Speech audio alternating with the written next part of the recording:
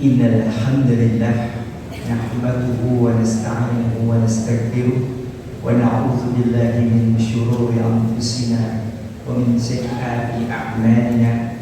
Man yahdihillahu fala mudilla lahu wa man yudlil fala hadiya lahu. Wa asyhadu an la ilaha illallah wahdahu la syarika lahu wa asyhadu anna Muhammadan 'abduhu wa rasuluhu la nabiyya ba'dahu.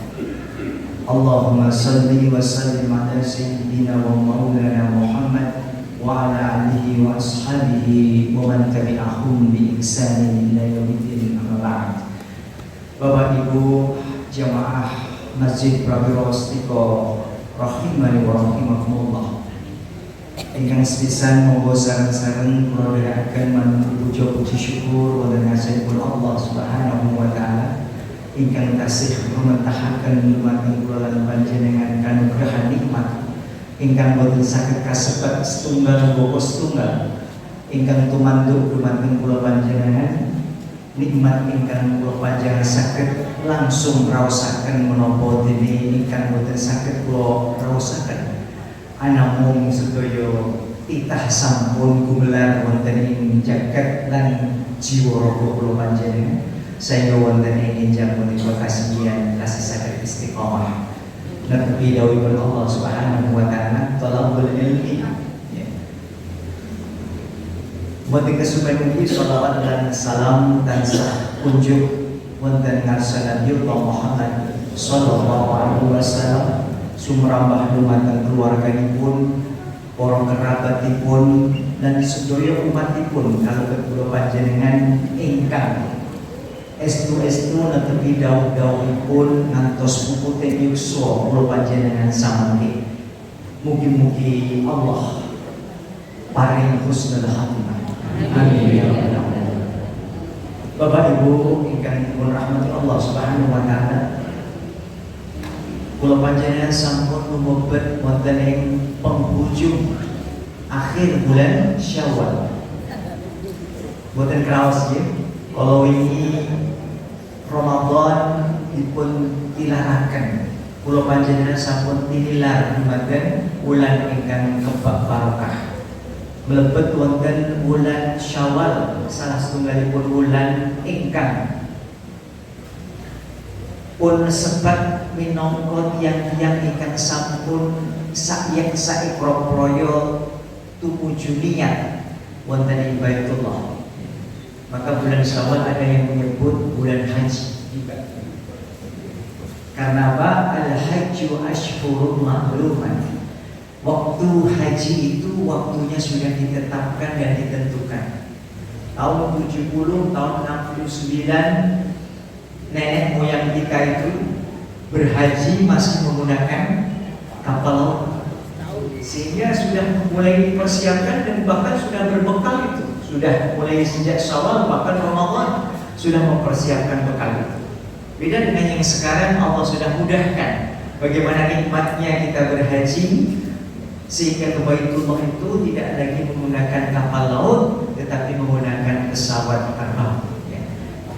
Yang itu lebih singkat waktunya dan pada saatnya bulan Dzulhijjah kita sudah mendapatkan kesempatan itu. Dan semuanya berkumpul di Makkah Al-Mukarramah. Bapak Ibu, kula panjenengan masih emut menapa ingkang kula panjenengan lampahi wonten ing salebeting bulan Ramadan. Begitu mudah kita melakukan ibadah dan amal soleh. Belum waktunya azan kita sudah siap-siap, bahkan mempersiapkan untuk bisa azan itu ada di masjid mushola langgar terdekat kita. Ini kalau tidak bulan Ramadan jarang itu ditunggu-tunggu itu. Azan maghrib itu jarang itu orang menunggu azan maghrib itu kalau nggak di bulan Ramadan. Di luar bulan Ramadan adanya cuman azan meneh gitu ya. Tapi kalau di bulan Ramadan bagaimana kita sudah khusyuk ya? Belum azan kita sudah berada di masjid, bahkan takmir panitia Ramadan sudah menggelar majelis iftar, majelis berbuka puasa dengan kajian sebelum iftar. Bahkan kemudian dibimbing juga untuk berdoa ya. di tengah-tengah kita mendekati waktu-waktu yang mustajabah untuk dikabulkan Allah Subhanahu wa taala, yaitu ketika orang berbuka puasa. Jarang kita itu berbuka puasa itu terpikir dalam benak kita untuk berdoa. Padahal itu adalah sebaik-baik doa dan sebaik-baik mustajabah doa kita akan dikabulkan Allah. Salah satunya adalah ketika orang itu berbuka puasa. Jarang kita kalau sudah berbuka puasa sudah tidak ingat itu doa, ya. Kemudian apa yang kita lakukan? Ya makan dan minum, gitu. Tapi ada yang ditinggalkan. Apa itu doa yang mustajabah? Doa apa saja sesuai dengan hajat kita masing-masing, ya. Tapi itu kita sudah lalui, ya. Mudah kita melakukan amal-amal kebaikan dan kesayangan. Anamung lebetipun sak sambung pun bulan Ramadan sudah mulai bergeser. Sudah mulai bergeser itu. Jangankan adzan, gitu ya. Sudah adzan, sudah iqamat saja kita masih berbenah untuk berangkat ke masjid, mushola, langgar terdekat kita. Jadi ini harus kita pahami bahwa Allah mencintai bukan kaum yang hanya ingat Ramadan saja, tapi Allah mencintai orang yang setiap saat dia selalu mengingat Allah dalam keadaan berdiri, berbaring maupun dalam keadaan duduk. Kita sedang duduk di sini bersama-sama dalam rangka untuk kita mensataqarrab ila Allah. Kita ingat kepada Allah.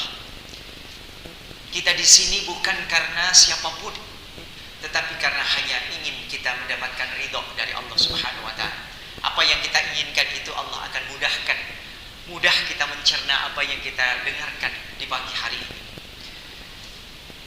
Bahkan kemudian Allah sampaikan kabar lagi, berita tentang bagaimana nyamannya kita di bulan Ramadan itu, sehingga Allah mengingatkan kembali, "Tsumma atba'ahu min sita min Syawal kana kasiyamud dahr." Allah akan berikan ketetapan kita seakan-akan kita berpuasa setahun penuh. Apa itu? Lanjutkan. Atba'ahum sitan min Syawal. Insyaallah kita sudah melakukan semuanya, insyaallah. Amin. Berpuasa di bulan Syawal, 6 hari di bulan Syawal.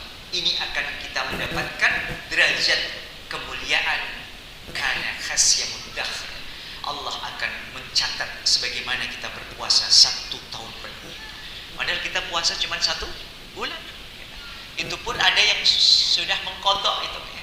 Ibu-ibu yang masih produktif, ya, itu pasti mengkodok itu. Tapi bagaimana dengan kewajiban kita, atau bagaimana sunnah Syawal? Boleh. Ibu-ibu mau melanjutkan Syawal dulu boleh, atau menyelesaikan kodoknya dulu. Karena berpedoman pada yang wajib didahulukan, yang sunnah dibelakangkan. Tapi kalau waktunya sudah mau habis nih, ya, Syawal sudah mau habis nih, ketinggalan supaya kita tidak mendapatkan kesempatan yang banyak untuk mendapatkan puasa 1 tahun, boleh di bulan Syawal ini kita niatkan untuk berpuasa Syawal dulu, kodoknya di kemudian hari, ya. Mudah-mudahan Allah masih hidupkan kita, karena kita masih ada waktu sampai Ramadan berikutnya, ya, untuk mengkodok puasa kita yang kita tinggalkan selama bulan Ramadan itu. Jadi, kemudian yang kedua, kami mengingatkan bagaimana kebaikan itu kita teruskan. Allah sangat mencintai orang-orang baik. Maka ini fitrah manusia sebenarnya. Kita itu sudah tahu, ya, apa yang kita lakukan itu baik atau tidak, Allah ridho atau tidak, itu kita sebenarnya sudah tahu itu. Karena Allah mencintai orang-orang yang baik dan bijaksana. Wallahu yuhibbul muhsin. Berulang kali banyak Al-Quran disebutkan, diakhiri dengan satu kalimat, bagaimana Allah mencintai orang-orang yang berbaik-baik hati, baik itu kepada Allah maupun baik sesama manusia. Bahkan baiknya kepada Allah ini fitrahnya itu ditentukan kepada baiknya kita kepada manusia. Ini luar biasa. Ajaran Islam ini tidak ada ajaran yang lebih sempurna lagi dengan Islam, karena bagaimana ibadah yang mulia di sisi Allah itu akan mendapatkan kemuliaan kalau diikuti dengan akhlak yang baik. Bagaimana ketika kita selalu menghadiri, ini kebak ini, full acara sawalan di mana-mana ini. Kalau sudah bulan Syawal ini acara sawalan di mana-mana, ya. Entah itu reuni dikemas dalam sawalan, ada pertemuan terah di bulan Syawal, bahkan ada yang menggunakan sebagai walimah untuk menetapkan hajat yang membahagian itu agar semua kerabat bisa mendatanginya di bulan Syawal. Benar tak? Iya gitu ya. Termasuk juga sunnah Nabi Muhammad ketika menikahi Aisyah radhiyallahu anha. Dia menikah di bulan Syawal dan ini menjadi rujukan kita. Banyak kita mengambil bulan Syawal untuk menikahkan putra putri kita. Toyib, tidak ada masalah. Dan di bulan Syawal ini adalah bulan di mana harapan kita ada peningkatan kualitas dalam ibadah dan bermuamalah. Kebaikan kita tambah, kita tuh semakin baik kepada sesama manusia. Bagaimana derajat kebaikan ini selalu kita baca ayatnya yang sering kita hafal itu ketika Syawalan dan hadir halal bihalal. Saatnya si Ali Imran 133 sampai 36 biasanya ya. Kita baca wasari'u ila magfiratin min rabbikum wa jannah gitu. Karena diawali Allah memberikan pengampunan itu seluas pengampunan Allah bumi dan langit ini. Bagaimana Allah bisa mengampuni semua dosa? Maka kalau sudah selesai bulan Ramadan, dilanjutkan 6 hari bulan Ramadan tanpa dosa, orang mati setelahnya berarti tanpa dosa. Wajar. Karena kita berbaik sangka kepada Allah. Karena disitulah kemuliaan orang kalau diwafatkan setelahnya. Karena apa? Karena Allah hapus dosa-dosanya. Man shoma ramadhana imanan wa ihtisaban ghufira lahu ma qaddama min dhanbi. Allah hapus itu dosa. Maka ketika bulan Ramadan, penghapusan atas dosa. Ditambah kita berpuasa 6 hari di bulan Syawal melanjutkannya, Allah akan tetapkan tidak hanya penghapusan dosa, tapi puasa kita dicatat sebagai kebaikan puasa selama 1 tahun penuh. Ini kemuliaan orang yang berpuasa dan di bulan Syawal dia meniatkan diri untuk itu. Bahkan mereka yang sudah meniatkan diri untuk ke Baitullah, tahun ini berangkat. Mudah-mudahan di antara kita yang hadir ada yang diberangkatkan tahun ini. Tahun ini diberangkatkan tidak lebih dan tidak kurang sebagaimana tahun yang lalu. Apa itu? Jamaah yang luar biasa banyaknya. Mudah-mudahan bisa diantisipasi oleh Kemenak. Karena tahun yang lalu luar biasa, Kemenak tidak siap. Sehingga banyak jamaah kita yang keleleran di Mina. Na'udzubillah wa na'udzubillah min zalik. Mudah-mudahan tahun ini saudara-saudara kita yang diberangkatkan Allah akan tetapkan kemuliaan karena tamu-tamu Allah duyur rahman. Mudah-mudahan Allah akan meringankan beban mereka baik dari sengatan matahari maupun banyaknya jamaah yang ingin mendapatkan kemakruran di bulan Dzulhijjah tahun ini. Sebaik-baik amalan di bulan Dzulhijjah tidak ada lain kecuali haji, umrah. Baru kemudian setelah itu karena keterbatasan, baik itu keterbatasan waktu, biaya maupun kesempatan, maka sebaik-baik amalan setelah itu adalah berkurban. Maka berkurban ini adalah ciri orang yang beriman kepada Allah Subhanahu wa taala. Dan perintah berkurban itu dilekatkan dengan perintah salat.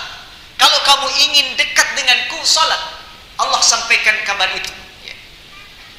Aqimis shalah li dzikri. Kalau kamu ingin dekat aku, salatlah. Nah, salat ini dilekatkan. Fasholli li rabbika wanhar. Salatlah dan berkurbanlah. Maka amalan di bulan Dzulhijjah tidak ada yang lebih baik lagi kecuali haji, umrah, dan setelahnya adalah berkurban. Maka mulai dari sekarang niatkan kita untuk bisa berkurban. Dan perintah berkurban ini bukan perintah jiwa, bukan perintah perorangan, tetapi perintah kurban ini perintah bagaimana kita mengamalkan amalan-amalan terbaik oleh bapak moyangnya orang saleh, yaitu Ibrahim alaihissalam, dan itu diteruskan oleh Rasulullah sallallahu alaihi wasallam sebagai sebuah perintah Allah Subhanahu wa taala. Apa perintahnya? Berkorbanlah. Meskipun hanya dengan seekor kambing. Jadi perintahnya, mohon maaf ini, korban bukan untuk person, tetapi perintahnya untuk keluarga. Minimal keluarga itu menyembelih satu hewan kurban. Entah itu satu kambing ataupun lembu yang bisa dipakai untuk 7 keluarga maksimal. Kalau unta, insya Allah tidak ada di sini. Sehingga saya bahas unta, gitu ya. Kalau unta 10 keluarga, gitu. Tapi tidak usah kita bahas unta. Gitu ya. Allah Subhanahu Wa Taala menurunkan Al-Quran untuk menjadi pedoman. Dan Allah Subhanahu Wa Taala di dalam Al-Quran juga sudah mengkategorikan siapapun yang percaya dengan Al-Quran, siapapun yang mengimani Al-Quran menjadi pedoman hidupnya, Allah bagi menjadi 3 klaster, 3 golongan. Allah bagi menjadi 3 golongan. Orang yang meyakini Al-Quran menjadi pedoman kita agar kita bisa selamat fid dunya wal akhirah, dibagi menjadi 3 golongan. Allah sebutkan di dalam surat Fatir, surat ke-35, ayatnya 32. A'udzubillahi minasyaitonir rajim. Summa, di situ diawali dengan kemudian. Summa aurashdu.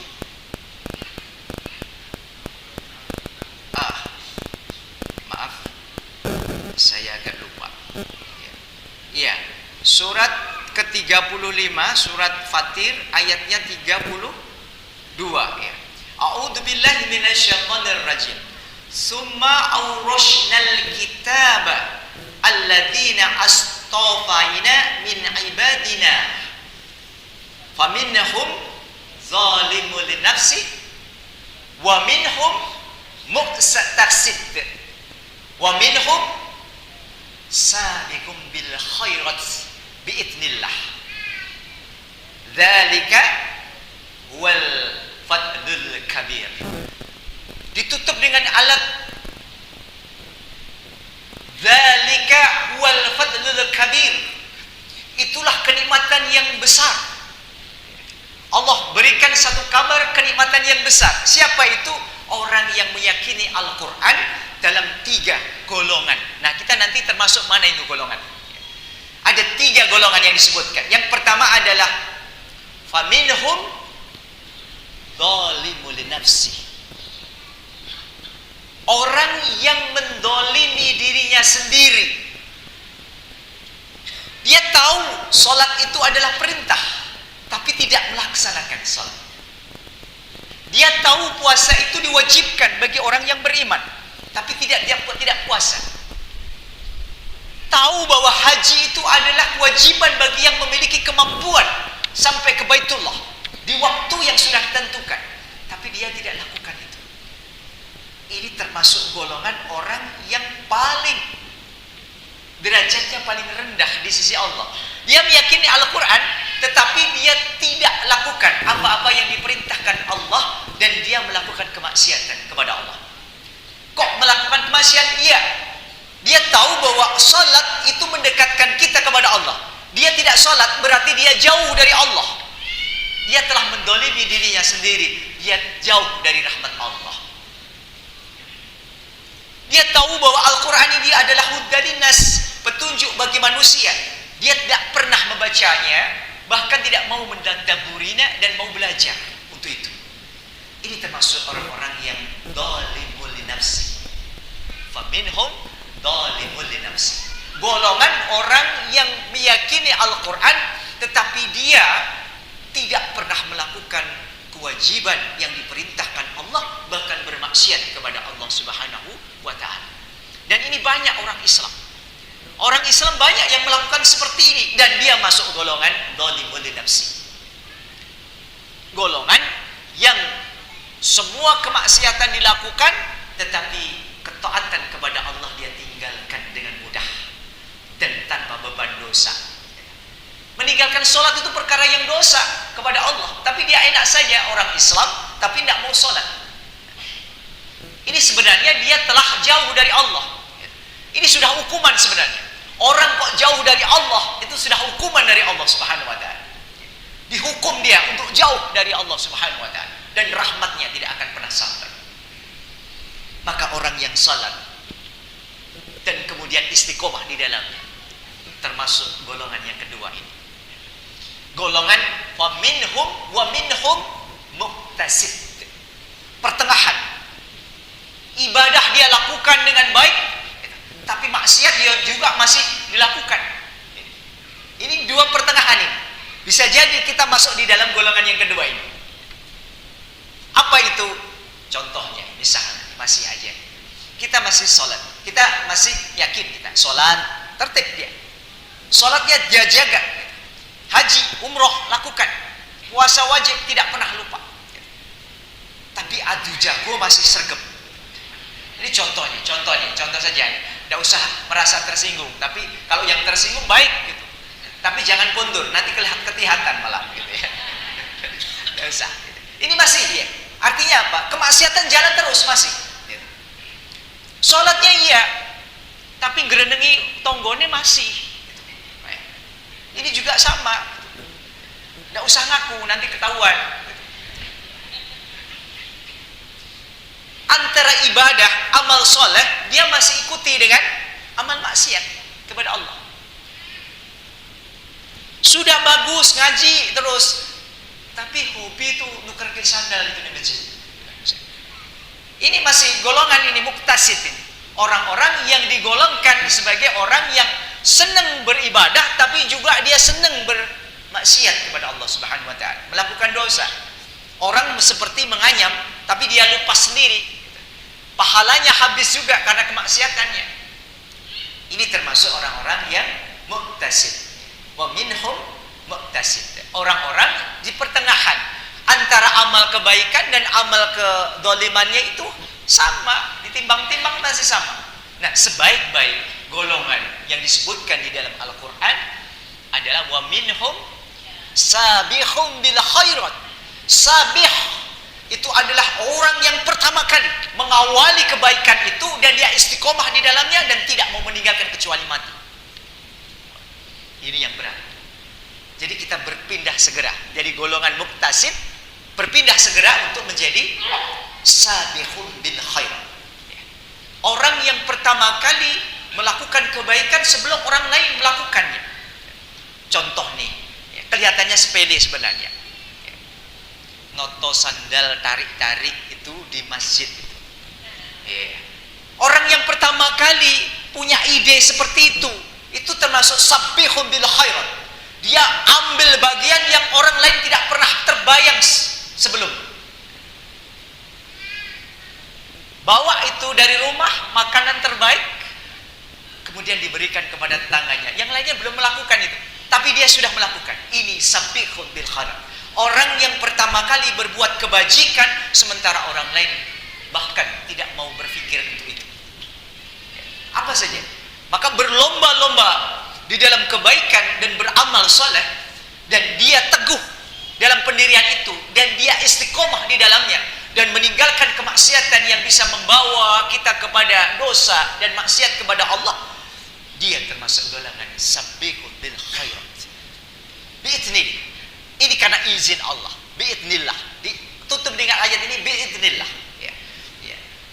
Jika Allah mengizinkan, kita termasuk bagian yang mana? Nah, sekarang pasca Ramadan kita ikuti Syawal dan kita mengambil bagian dari Syawal untuk meningkatkan amal ibadah dan amal soleh kita. Jaga itu sampai kita diwafatkan. Bagaimana kita di bulan Ramadan sering kita memberi takjil, kita sering untuk bersedekah. Lanjutkan itu di 11 bulan berikutnya, meskipun tidak kerap misalnya, tapi istiqomah. Setiap bulan pasti itu panjenengan lakukan itu. Termasuk juga sering sekali kita mengunjungi teman-teman kita yang sedang sakit. Kita doakan. Bukan malah kemudian ditakut-takuti orang yang sakit. Kita datang bersama-sama, kemudian ada yang kemudian celatu begini. Tonggoku koyong ini juk mati. Ini orang yang sakit ini bukan malah semakin sembuh, tetapi semakin parah sakitnya nanti. Panjenengan hadir untuk menakut-nakuti. Sehingga yang seperti ini dia tidak boleh. Kalau panjenengan sudah niat, kan panjenengan dijaga loh itu. Ya. Panjenengan niat besok kepada kerabat kita, itu panjenengan dikawal 70.000 malaikat itu. Ya. Panjenengan dikawal itu. Maka doakan yang baik. baik untuk saudara kita itu. Doakan, tidak apa-apa. La ba'sa tahurun. Ya, tidak apa-apa, insya Allah ini menghapus dosa. Ya, monggo diestoke, dawe dokter, dawe perawat, tidak usah mangkal, dahar munjuk, monggo dipun lajengaken. Niku sebagai ikhtiar. Ibu sehat, nanti bisa sehat cepat. Kita doakan yuk, kita doakan supaya cepat ibu sehat. Gitu. Kembali ngaji lagi. Gitu. Ini motivasi kita untuk besok itu dalam rangka memberikan semangat. Agar apa? Tidak apa-apa. Ini karena Allah sayang panjenengan. Karena apa? Dihapus dosa panjenengan. Begitu panjenengan ikhlas menerima sakit ini. La ba'sa tuhurun insyaallah. Kita sebutkan itu. Ya. Supaya apa? Orang yang sakit segera akan diangkat penyakitnya dan disembuhkan kembali, berkumpul lagi, berinteraksi dengan panjenengan. Ini kemuliaan. Maka senang kalau punya teman yang seperti ini. Kita punya teman yang seperti ini senang. Tidak hanya ingat pada saat senang saja, makan saja, diajak makan saja dia senang. Tapi ketika saudara kita sedang dalam keadaan yang membutuhkan bantuan kita meskipun dengan doa, dia tahu persis itu, dia hafal itu. Siapa saja yang membesuk saya itu hafal betul. Karena apa? Karena butuh. Dia motivasi dari saudara kerabatnya. Ya. Motivasi dia. Ya. Supaya apa? Supaya semangatnya itu akan tersugesti. Penyakit yang tadinya itu menggerus dia karena qadarullah, ada satu semangat dari teman-temannya untuk dia apa? Untuk bersama-sama ngaji lagi. Akhirnya Allah tentukan itu. Ya. Penyakitnya diangkat. Doa-doa yang mendoakan itu semuanya dikabulkan Allah dan disembuhkan kembali. Bertemulah dia kembali. Alhamdulillah, kemarin setelah kita di rumah sakit saya tidak bisa ngaji ya. Tapi di rumah sakit saya punya kesempatan untuk baca Quran. Bisa jadi loh, tidak baca Quran setelah sakit dia ingat kepada Allah. Bisa jadi, karena mungkin kesibukan kita sehingga tidak sempat kita untuk membaca Quran. Tapi ketika disakitkan Allah, justru dia dekat dengan Al-Quran. Dia baca setiap hari. Karena apa? Karena kesempatan terbuka lebar. Sambil dia menunggu dokter memeriksa, sambil menunggu datangnya ada orang yang besuk, kita baca Quran. Dan Quran menjadi satu sifat pengobat. Tidak hanya menenangkan hati, tapi juga akan mengobati siapapun yang membaca. Jadi Quran itu sesuai dengan niat kita masing-masing. Kalau niatnya dalam kebaikan dan dapat ridho Allah Subhanahu wa taala, Quran akan mengiringi sebagai syafaat kita. Ya. Maka Al-Quran itu thayyib dibacakan dimanapun. Yang tidak boleh dibacakan di kuburan. Ini terlarang memang. Ya. Jadi jangan kita membaca Quran di kuburan, meskipun hafalan kita. Ya. Sebaik-baik tempat di masjid, di rumah kita, di tempat-tempat yang suci. Itu thayyib dibacakan Al-Quran. Ya. Jangan orang mati dibacakan Quran. Ini kesalahan. Quran dibaca untuk orang hidup. Ya.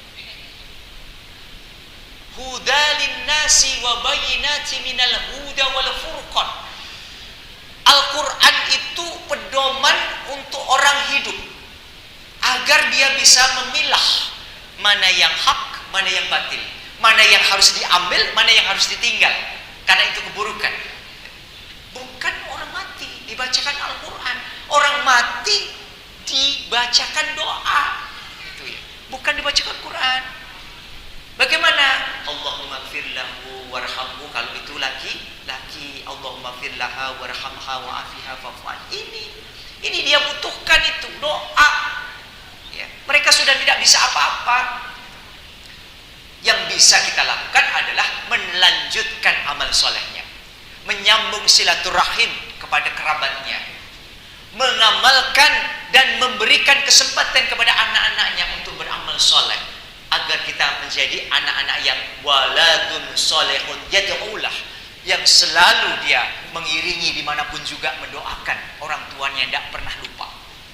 Habis sholat dia doakan orang tuanya, habis dia melakukan kesenangan atau mendapatkan kegembiraan, dia tidak lupa selalu mendoakan orang tuanya. Rabbi firli wali walidayya warhamhuma kama rabbayani shaghira.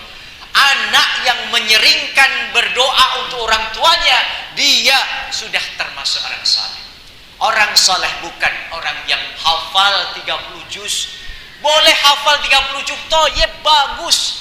Tetapi jangan lupa, meskipun hafal 30 juz, jangan lupa nak, doakan orang tua. Setinggi apapun kamu sekolah nak, tidak salah, toyib, bagus. Tapi jangan lupa, sekolah kamu tinggi-tinggi di luar negeri, sampai kemudian bekerja di luar negeri pun jangan lupa nak, doakan kedua orang tua. Karena ini yang akan terus nyambung antara anak dengan orang tua. Anak berdoa, Allah akan kabulkan. Dan orang tua mendoakan anaknya, Allah akan kabulkan. Mana bisa jadi kita dipisahkan waktu, dipisahkan tempat. Anak kita tidak ada di sini, ada di ujung dunia sana. Kita tidak tahu apa yang dilakukan di sana. Tapi begitu kita doakan, yakin Allah akan jaga anak kita di sana. Begitu juga sebaliknya, anak yang nun jauh di sana, orang tuanya di sini, dia berdoa, Allah akan tetapkan menjaga orang tuanya dimanapun juga berada. Maka antara anak dan orang tua akan nyambung, selalu nyambung ketika mereka saling mendoakan. Ketika mereka meminta agar Allah menyambung, meskipun tidak dalam waktu yang bersamaan, meskipun tidak pada tempat yang bersamaan, tapi Allah pasti akan kabulkan. Maka jamaah Masjid Prawiro Istiqoroh rahimani wa rahimakumullah, tidak usah kita berpikir umur. Masing-masing punya jatah umur kita masing-masing. Tidak bisa kita membandingkan umur kita dengan orang lain. Dan tidak ada satupun orang yang diberitahu kapan Allah wafatkan kita. Tapi pasti Allah akan wafatkan kita.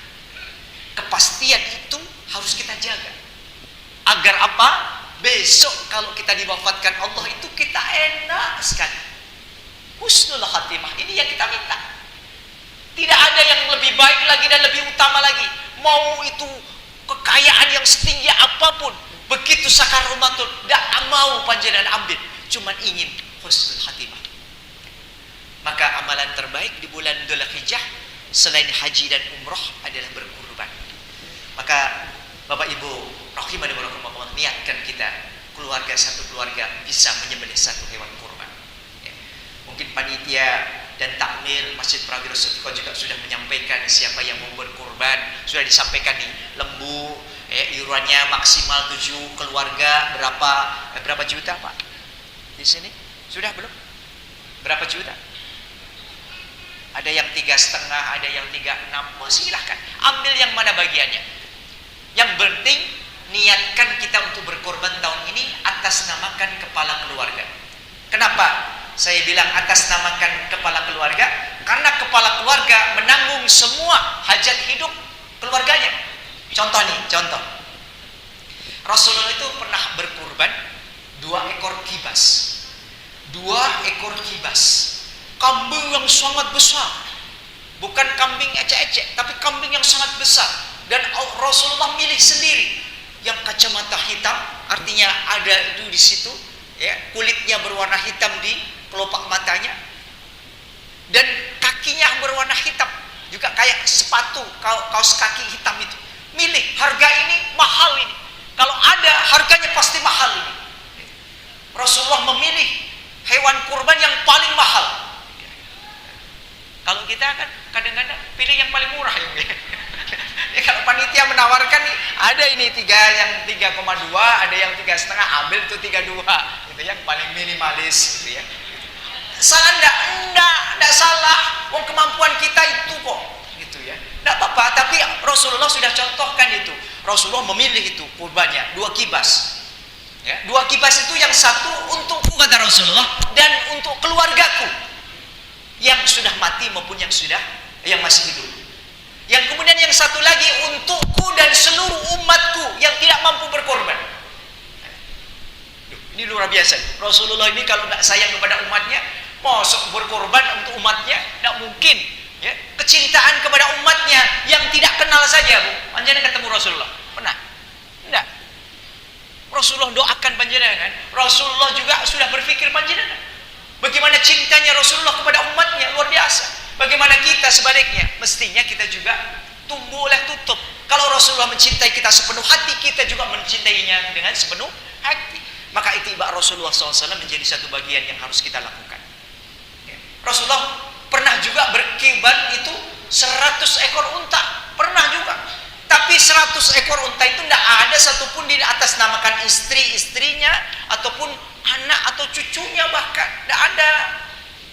Ini untukku dan ini semuanya daging ini akan dibagi untuk semua umatku yang belum bisa berkorban. Ya. Ini adalah ittiba Rasulullah. Maka ketika kita hanya bisa membeli satu hadyu, satu hewan sembelihan atas namakan bapak, meskipun uangnya dari ibu, ada ini uangnya dari ibu ini, ya. Tetapi atas namakan bapak, Bu. Kenapa? Kalau atas nama ibu saja yang berkorban, bapaknya enggak. Tetapi kalau panjenengan atas namakan bapak, panjenengan juga ikut berkorban tuh, karena itu tanggungan bapak, gitu. Jadi kalau cuman satu saja, boleh. Kalau dua boleh lah, misalkan ya. Yang satu atas nama bapak, yang satu atas nama ibu, boleh. Kalau dua, tapi kalau cuman satu atas namakan bapak, Bu, ya, meskipun uangnya dari ibu, sudah ikhlas saja, Bu. Insya Allah panjenengan dapat. Gitu. Tetapi kalau panjenengan korbankan atas panjenengan, bapak tuh mesake tuh, ya, tidak bisa berkorban tuh. Padahal, ya, itu menjadi suami kita. Apa? Kepala keluarga kita. Maksud kepala keluarga kalah dengan ibu? Kan? Tidak ada harganya ke bapak-bapak. Itu. Padahal itu surga panjenengan, bapak-bapak itu. Ya, ya. Maka kalau cuman hanya bisa beli satu hadyu atas namakan kepala keluarga.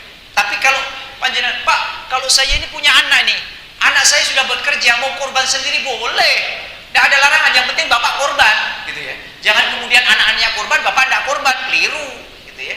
Nah. Dan korban ini diperintahkan bagi orang yang hidup, gitu ya. Sekali lagi nih, jangan kita berkorban untuk orang yang meninggal, keliru, kecuali orang yang meninggal itu nazar.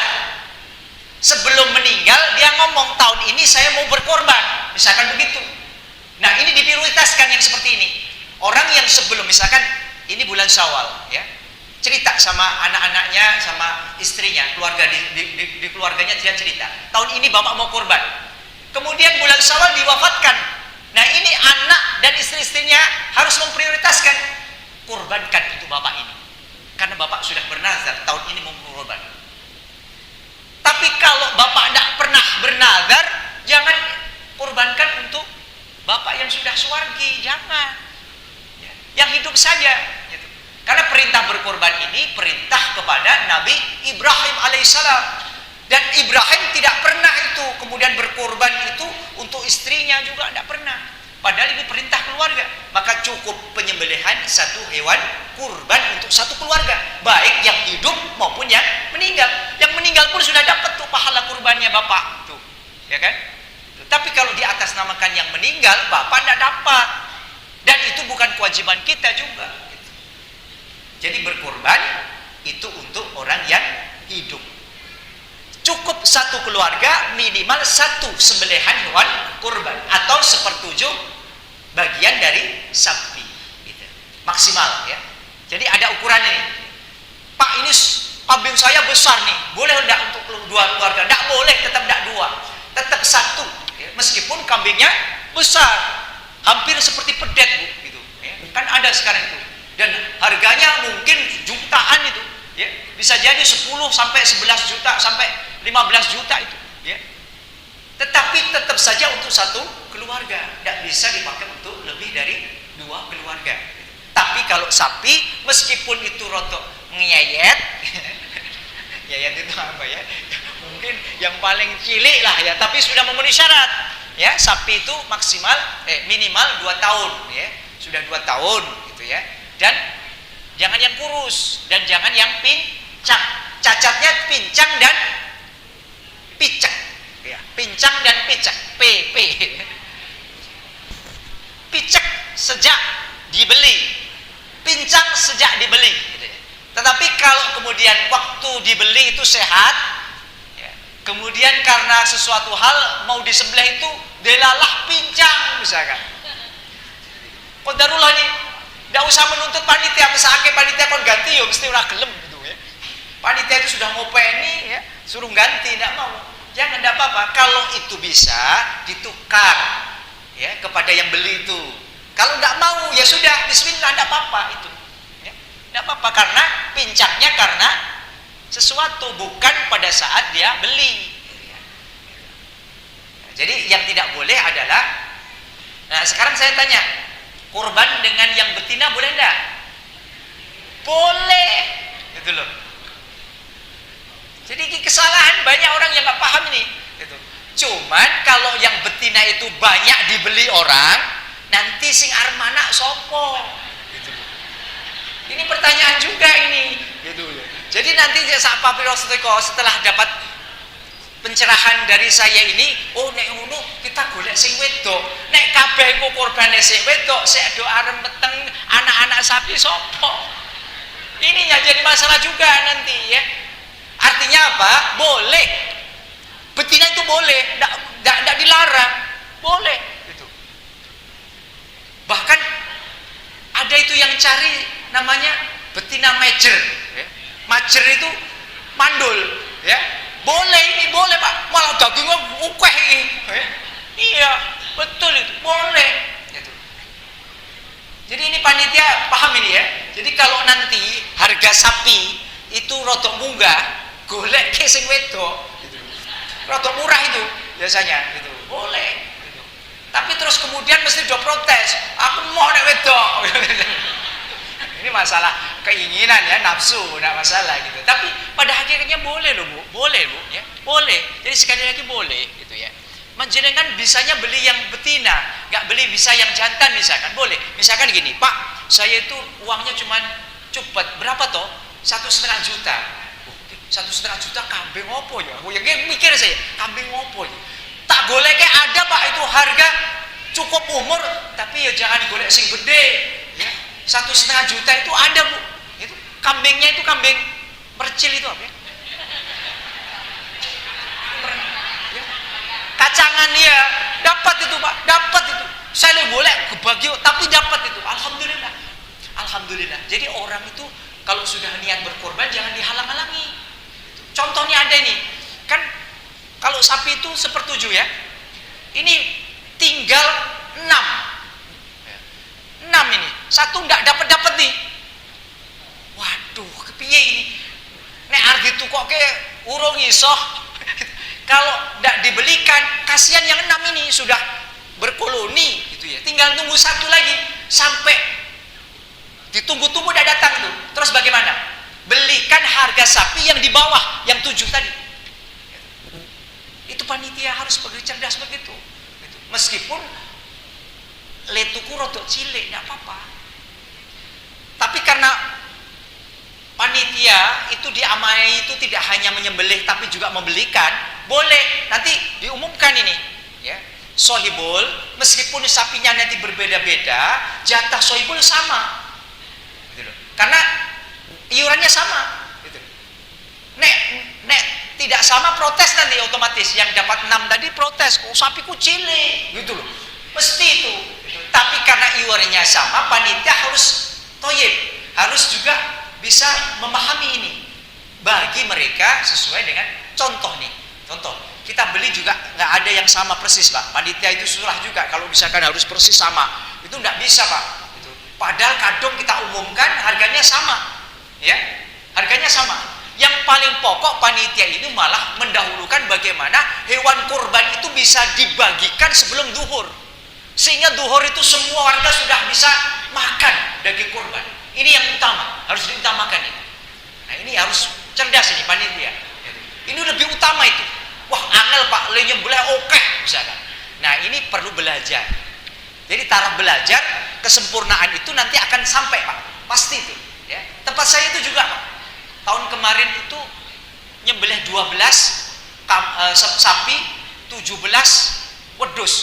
Duhur selesai Pak, tinggal bagi saja itu, ya tinggal bagi. Tapi selesai itu sudah. Ini kalau kita ada niat, ya, memperbaiki diri. Kemudian sebaik-baik orang yang berkorban, sohibul itu sembelih sendiri.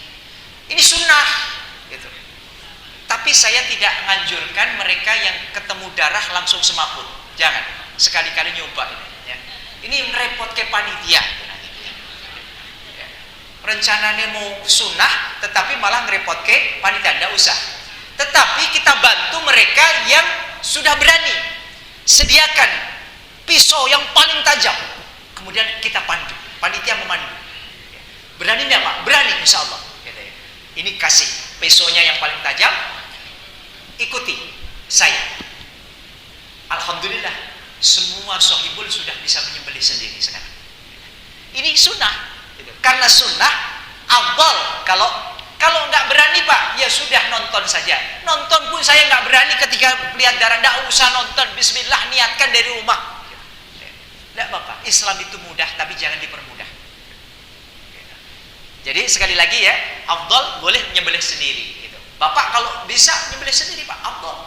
Ya, kambing beli sendiri. Gitu. Sebagaimana Ibrahim, sebagaimana Rasulullah SAW. Rasulullah itu nggak kuat menyembelih 100 onta sendiri. Akhirnya dia kirim Ali bin Abi Thalib, kamu ke Yaman, sembelih di sana. Ini menunjukkan sekarang ada panitia kurban. Ya, ini rujukan panitia ini adanya ya dari Rasulullah. Rasulullah tidak mampu menyembelih sendiri 100 ekor onta. Dia belum ada 30 sudah capek. Akhirnya diutuslah Ali bin Abi Thalib untuk menyelesaikan. Akhirnya apa? Boleh. Dimintakan izin, dimintakan untuk menyembelihkan panitia sebagai wali dari sohibul. Dan semua panitia dilarang untuk menjual apapun dari hewan kurban. Tidak boleh. Yang boleh menjual siapa? Orang yang sudah kita beri. Misalkan panjenengan tidak bisa itu merawat namanya kikil ya. Berikan saja kepada orang. Orangnya ketika tidak mampu dia jual, boleh.